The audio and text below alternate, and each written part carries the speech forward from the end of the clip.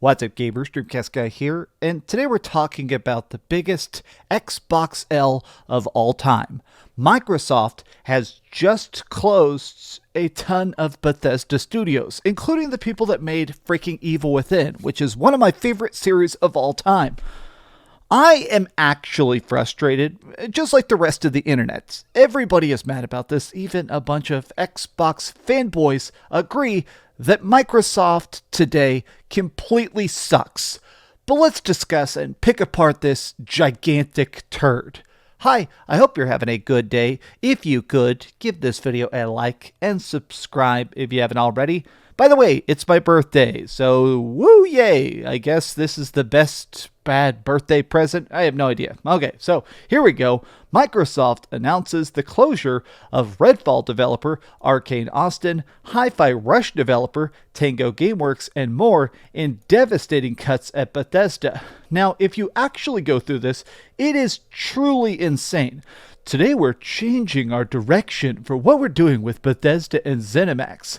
Oh man, it's all coming down to trying to double down on our franchise and make big, cool games. Okay, well, you're not going to do that by firing some of your best developers. Now, Arkane Austin is the people that originally made the Dishonored series, which everybody loves a bunch, the freaking Deathloop game, which got a bunch of Game of the Year nominees, and then they ended with Redfall. Now, I'll be the first to admit, I hated Redfall. I gave it a 4 out of 10. I think it's completely garbage. But additionally, it's weird because they're shutting this down before it even finished its season pass. They actually sold the special $100 edition called like Bite Back. It's just never coming out.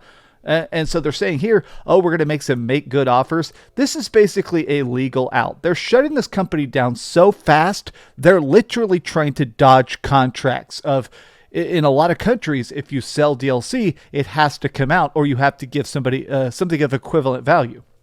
This is insane to me. So Arkane Austin will never get a chance to make another Deathloop or Dishonored or anything actually good. They're ending with one bad game. Like, even as a person that hates Redfall, this is stupid. Why are you buying developers that are full of talented people, forcing them to make a crappy multiplayer experience and then shutting them down when it isn't as big as their actually good games? Alpha Dog Studios, so they've done a bunch of stuff to do like their mobile games. I don't care about that. This to me is the one that genuinely pisses me off. Tango Gameworks is going to be closing. We're thankful for their contributions to Bethesda around the world. Hi-Fi Rush will continue to be available to players. Look how tiny this blurb is.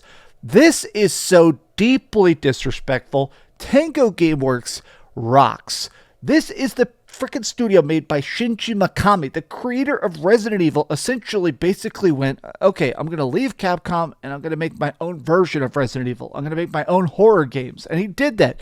And they're great. Ghostwire Tokyo was another interesting, cool, gigantic addition to the Tango Gameworks roster, and just all of that is being completely undone.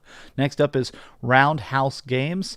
So these are a bunch of like their tinier supplemental studios, but it's wild that they just cut so much stuff. Oh, these changes are not a reflection of your creativity and skill. We respect what you do. Okay, let's take a look at some reactions because even very hardcore Xbox people are downright pissed.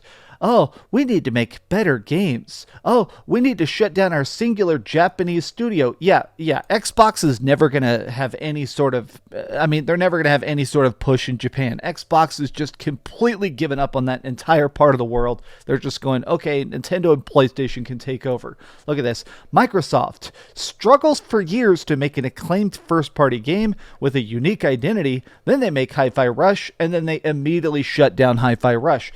We're not even talking about their other stuff, like the fact that Arkane also made Prey. Oh my god, I'm legitimately frustrated because it is bonkers that so many fantastic games, they buy studios that make the best games, and then the second they have one tiny screw up, they immediately cut it. This is the director of Deathloop. This is one of the main freaking people at Arkane. This is absolutely terrible. Permission to be human. To any executive reading this, friendly reminder that video games are an entertainment cultural industry, and your business as a corporation is to take care of the artists and entertainers so they can create value for you. He goes through such a long rant about how this is just terrible for gaming in general. If you want these people to be making big, cool, crazy stuff, and you're giving them the budget, maybe give them a chance to actually create instead of firing everybody the second there's the tiniest bit of a misstep. This is truly bonkers to me. I don't think I've ever seen a layoff this big, maybe ever. Why did you buy Bethesda if you're just going to immediately rip it apart? Here's Clyobryle talking about it. He is a very hardcore Xbox fanboy, and he's straight up saying, this is devastating, like especially for Xbox people. So if you're only an Xbox owner, your exclusives are coming to PlayStation 5. Game Pass is kind of crappy right now because there's no big, great new games. And additionally, the games you may have been hoping to finally get some sequels from the studios you actually enjoy, well, those studios are getting shut down. Whoop-de-doo! Oh my god, this is ridiculous. One of the best Xbox games in years. Yeah, let's shut down that studio. Literally every tweet is that this is insane and that consolidation is a negative thing.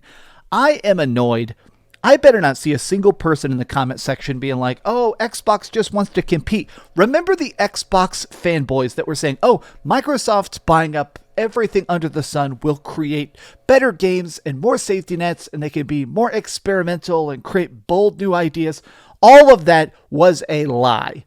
None of this is leading to anything good. Straight up, Microsoft pulled the plug, threw you out the door, and said, good luck, hope you make better games for some other company in the future. This, oh my god, I'm legitimately annoyed. I'm sorry I seem like such a drama queen. I'm annoyed specifically about the Tango Gameworks thing because everybody, if you actually look at the Tango Gameworks fan Twitter accounts, which I do literally daily, everybody's always talking about, oh man, I can't wait till Tango comes back and makes another horror game. I can't wait till we see Evil Within 3 or Ghostwire 2 or something like that. These companies, even if they make a singular bad game, like let's admit it, Redfall did suck, they have a chance to bounce back. They have a chance to redeem themselves. They have a chance to actually do better next time. This permanent capital punishment is good for nobody. Look at this. Oh my god. Doesn't matter if you make a bestseller, an award winner, or a cult classic, you're going to get shut down by corporate sooner or later. I hate the fact that I want to end with this tweet because I feel like this is the wisest of all of them. So this is MVG, Modern Vintage Gamer. He works for companies. He's made his own game engine. He's probably ported games that you personally have loved. And he straight up says, the industry is screwed.